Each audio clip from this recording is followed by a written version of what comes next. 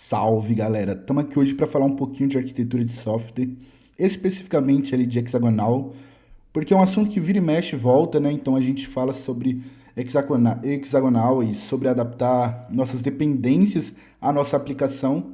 E vamos entender de fato o que isso significa, né? Primeiro, ressaltar que hexagonal ela não é basicamente uma arquitetura, ela é um padrão de designer de código, basicamente. Quando a gente refere à arquitetura, pensa alto nível, modelar módulos inteiro. Quando a gente fala de design de código, a gente está falando basicamente de decisões mais baixo nível. Então, o hexagonal ela se encaixa mais como design de código do que como arquitetura. O fato dela se chamar arquitetura hexagonal não ajuda, né? Mas dá para entender ali. Então, vamos entender o que isso significa, o que essas palavras quer dizer. Eu acho que hexagonal ela não é um termo muito bom, né? Então, tipo, a gente geralmente usa por causa do desenho, porém acho que o desenho ele é menos relevante nesse caso. Vamos se referir a ela como portas e adaptadores?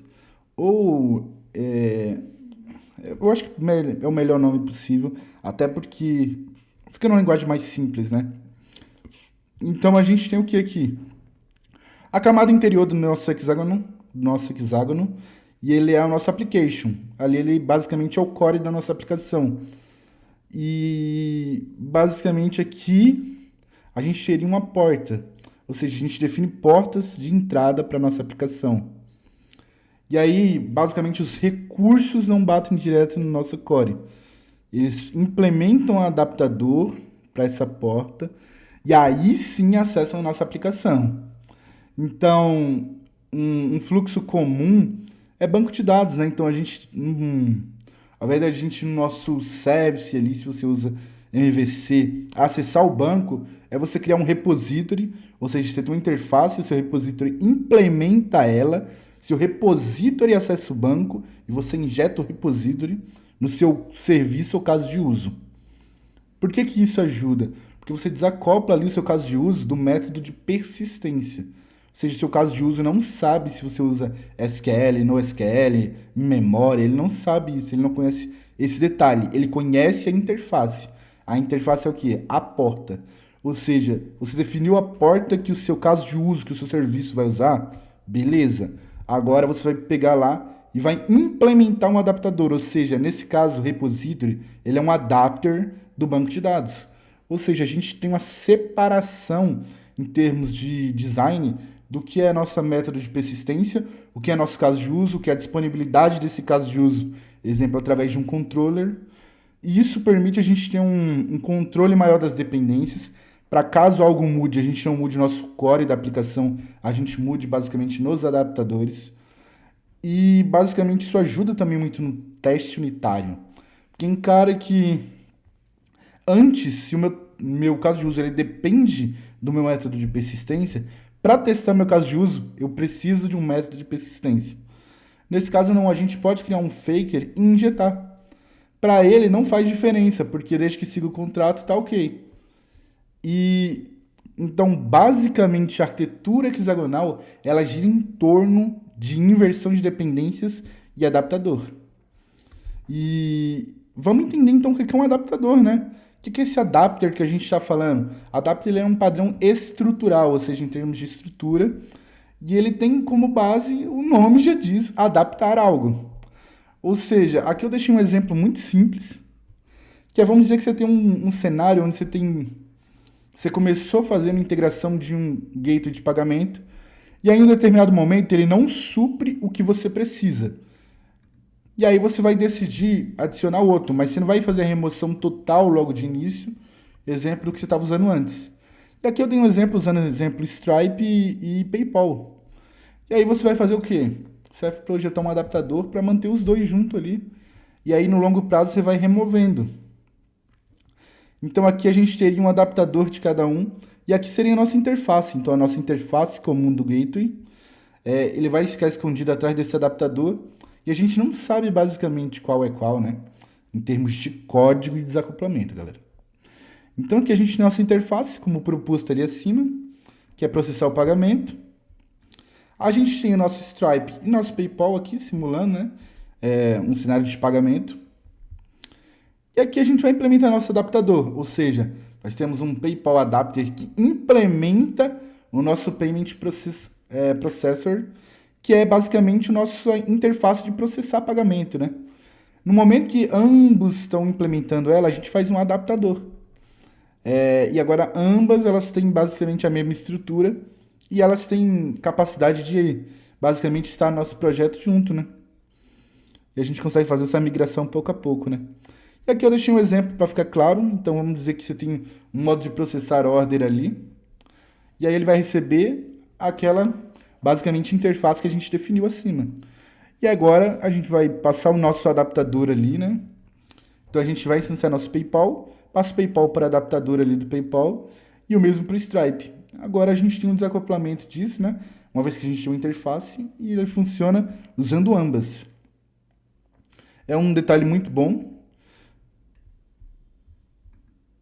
E agora vamos entender então um pouquinho do que seria esse adaptador de fato aqui, pensando em um fluxo, que nem a gente sugeriu ali em cima. Então a gente tem o core da nossa aplicação, que é onde vai ficar nossas regras de fato, vai ficar nossos casos de uso e tal. E a nossa porta, então nossa interface. E aí nós temos nosso adaptador, que vai implementar nossa interface. E aí ele acessa o banco de dados. Relaxa, a gente tem um exemplo disso em código, para você entender. Não vamos ficar só na teoria. Mas é bom que você entenda esse fluxo. Então, para acessar o core na nossa aplicação, exemplo, e pegar uma informação do banco de dados, a gente tem essa inversão de dependências, que é basicamente o que eu vou explicar em seguida. Então, tá, mas o que é inversão de dependências? Veja aqui que a gente tem um enviar mensagem. E aí no construtor eu basicamente injeto, eu já crio uma implementação do e-mail, né? Veja que a gente não tem esse desacoplamento. Então toda vez que a gente criar, a gente já está ali, né? Então ao invés disso, a gente cria uma interface para ele depender de uma interface. Então ali, basicamente, uma interface de mensagem. Estabeleço que o e-mail ele vai ser um tipo de mensagem, né? E aí ele espera o quê? Uma injeção de uma interface basicamente algo que siga aquele contrato. Ou seja, eu espero um recurso que siga o contrato da mensagem. Beleza, eu vou injetar um e-mail. Vai funcionar, perfeito. Poderia injetar outro tipo de mensagem? Poderia, funcionaria. Isso que é o legal da inversão de dependências, né? E aí, basicamente, eu trouxe um cenário do dia a dia, né? Então, tipo, se você tá trabalhando dia a dia, vamos pegar ali um to-do list, que é algo simples. Vamos colocar a ação de adicionar, deletar e listar. Então, eu espero que ele liste na tela, eu espero que ele consiga adicionar e deletar. Em termos de back-end, eu usei Nest, porque não é uma escolha bem simples e é fácil de entender. Todo mundo já trabalhou, provavelmente que já trabalhou com Node. Então, aqui eu criei uma interface para o repository. Então, eu separei basicamente o que vai ser o meu método de fato ali de atualizar, o que vai ser método de remover em termos de banco, persistência. E implementei aqui. Então aqui a gente está fazendo as ações. Beleza. Agora, no meu serviço, eu estou recebendo ele. Veja aqui o Injectable. E ele é desse tipo de repository, perfeito. E que é o Task Repository, no caso, só para ficar claro. E aqui ele já está disponível, né? Quem faz a gestão dos módulos no Nest, ele é um módulo. Então, eu defini no módulo que ele ia receber esse contrato aqui. E ele já está conseguindo acessar.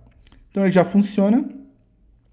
E o legal disso, como a gente tem uma inversão de dependências e um controle de módulo, o Nest permite que você faça um módulo de teste, né? E aqui eu criei uma mesma implementação do repository, só que em memória. Então, perceba que eu consigo injetar qualquer um deles. Para o meu caso de uso não faz diferença. Para o meu serviço não faz diferença. Porque ele vai entender igual. E isso é um ponto de hexagonal que é lindo. Porque você começa a ver como testar casos também fica muito fácil. Tá, Isaac, mas o foco do canal é front-end. Como eu posso usar isso no front-end? Bora lá. No front-end, um caso clássico é a camada de HTTP. A gente está sempre acoplado a ela, então, tipo, às vezes se você usa o teste unitário, fazer teste é um cenário muito difícil. Por quê? Porque você depende de Axios, de Fetch, às vezes. Junto com isso, vem outras questões que seria, você tem que mocar, exemplo, request, você começa a mocar meio mundo de coisa e fica muito difícil, né? Então aqui a gente fez o quê? Um adaptador do Axios. Perfeito, a gente vai só basicamente criar uma interface para desacoplar, vai fazer uma implementação disso, que nem está aqui, e basicamente agora a gente vai receber isso nos nossos casos de uso do front-end, que seria nossas requests para a API. Então, beleza, vamos supor que, exemplo, list task, ou seja, eu quero listar minhas tarefas, ele vai ser encarado como um caso de uso para o front. E aí eu vou receber uma interface do meu HTTP, ou seja, eu não dependo diretamente de Axios, de fetch. E aí ele vai realizar ali essa ação de buscar na API, né? Então, além de a gente já definiu o retorno, o tipo, o endpoint, então tá beleza. Agora, o que isso ajuda a gente? Se liga quando a gente for fazer teste. Eu criei aqui um HTTP client mock sucesso. Ele é basicamente um promise resolve só, não tem nada demais. E basicamente injetei a lista que eu quero que ele retorne. E aí eu injeto esse mock basicamente ali no meu create, né? Porque ele segue a interface do HTTP, então basicamente acima eu construo um HTTP falso ali, injeto o mock e pronto. Ele não está usando o Axios, eu não estou tendo que mocar nada, mas ele vai funcionar. E aí eu consigo fazer o quê? Eu vejo se chamou com os parâmetros certos, na rota certa, se ele retornou as tarefas que eu esperava, ou seja, se meu exec está retornando o que eu espero. E junto a isso agora, a gente pode ver também os erros, né? Como eu não faço nenhuma tratativa específica, eu estou estourando um erro aqui, né? Padrão. E verificando se ele realmente cai. E tá dando certo. Passa e... Perfeito, era basicamente os dois testes para o nosso serviço que precisava. Se eu tivesse, exemplo, alguma tratativa específica para uma devolução de mensagem de erro, poderia ser testado aqui. E aí aqui, basicamente, quando a gente usa MVVM, a gente nossa view model para fazer a gestão. Nesse caso, como eu separei nossa camada de HTTP, nossos casos de uso da tela, eu posso basicamente injetar na nossa view model essas dependências. Agora perceba que o meu model ele não conhece a camada de HTTP, ele não conhece nossos casos de uso, ele conhece as interfaces. Ele depende dessa abstração. E aí tem uma coisa que é muito legal, porque agora eu posso implementar um serviço em memória. Eu simulo que eu estou batendo na API e que eu estou adicionando algo. Olha que legal. E aí, qual que é a parte legal disso? Eu criei basicamente todo um serviço em memória. Eu poderia ter feito só o HTTP ali, mocado ele, feito um faker dele? Poderia. Eu fiz uma implementação do serviço direto para mostrar algo que é isso aqui, né? Eu estou injetando aqui todos os serviços em memória. E aqui, ó, eu consigo fazer o quê? Eu consigo trocar tudo isso aqui por isso aqui e para minha tela não faz diferença. Ela continua exibindo do mesmo jeito. Claro, não tem persistência porque quando você fechar o servidor já era. Sim, mas para minha tela não há diferença. Você vê como depender somente de contratos usando inversão de dependências. Ele te ajuda.